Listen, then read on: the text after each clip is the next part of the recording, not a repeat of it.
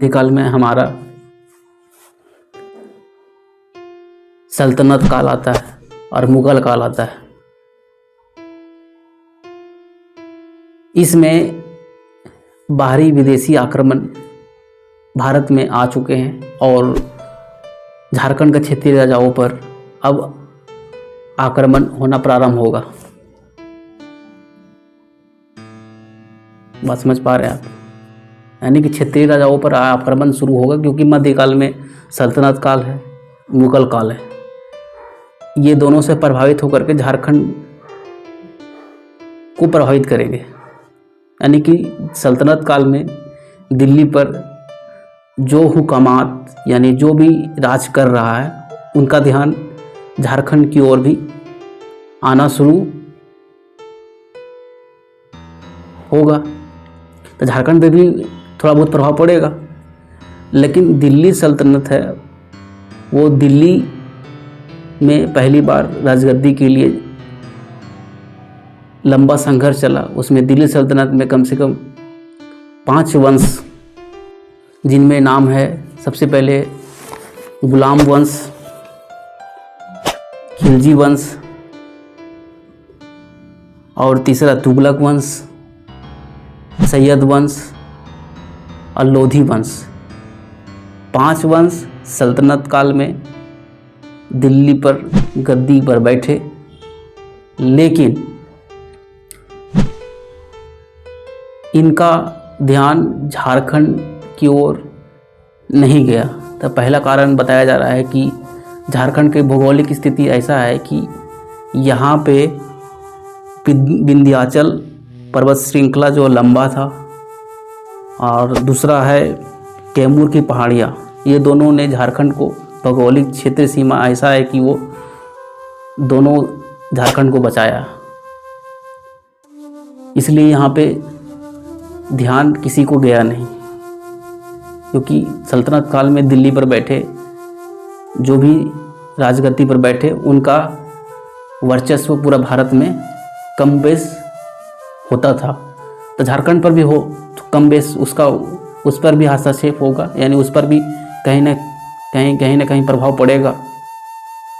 झारखंड पर भी प्रभाव पड़ेगा, पूरा भारत में झारखंड भी तो आता है, उस पर प्रभाव पड़ेगा। लेकिन ये दो भौगोलिक जो पर्वत श्रृंखला जो थे, पहाड़ थे, ये दोनों बचा कर रखे। उसके बावजूद भी यहाँ पे जब सल्तनत काल चला, उस काल में छोटा मोटा छुटपुट क्रांतियाँ हुए, जिनमें क्रांतियाँ जो हुई, वो पहला क्रांतियाँ वीरभूम के राजा द्वारा सिंहभूम पर क्रांति हुआ। दूसरा क्रांति हुआ मोहम्मद बिन तुगलक के सेनापति मलिक बया द्वारा हजारीबाग पर हुआ। यानी आक्रमण थोड़ा बहुत तो चलता रहा। एक आक्रमण उड़ीसा के शासक कपिलेंद्र गजपति के द्वारा संथाल परगना पर हुआ। यानी कि जब दिल्ली सल्तनत काल था, उस समय उतना ज़्यादा आक्रमण नहीं हुआ, लेकिन 3 आक्रमण को दर्शाया जा रहा है सल्तनत काल में। सल्तनत काल 300 वर्ष के कालखंड को बताता है। 300 वर्ष तक कालखंड चला। उस कालखंड में ये केवल 3 आक्रमण, सिंहभूम का आक्रमण, हजारीबाग पर आक्रमण और संथाल पर आक्रमण। उतना बड़ा आक्रमण 300 साल तक सल्तनत काल में नहीं हुआ। भौगोलिक स्थिति भी था, विंध्याचल का पर्वत श्रृंखला और ये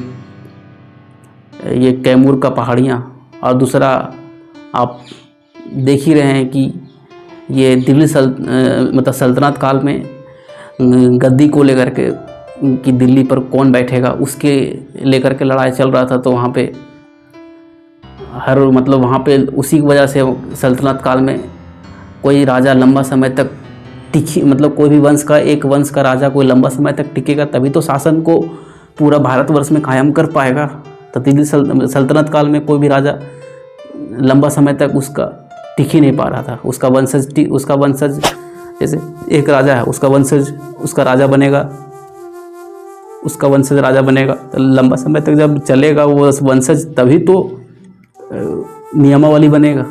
अब वो राजा अपने कार्यकाल मृत्यु के बाद उसका वंशज खत्म, यानी कि कोई पूरा क्रांति मतलब पूरा मतलब युद्ध के दौरान वो अपना गद्दी को खो गया, दूसरा कोई बैठ गया, फिर कोई दूसरा को आ रहा लड़ने के लिए, फिर वो बैठ गया।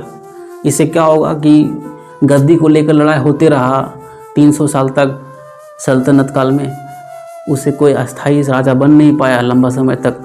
तो फिर वो भारत में पूरी अपना शक्ति को पूरी कायम नहीं कर पाया। झारखंड उससे बचा रहा, झारखंड भौगोलिक स्थिति भी है उसको बचा कर रखा, वहाँ पे बहुत बड़ा हस्तक्षेप नहीं हो पाया। विंध्याचल के पर्वत और कैमूर की पहाड़ियाँ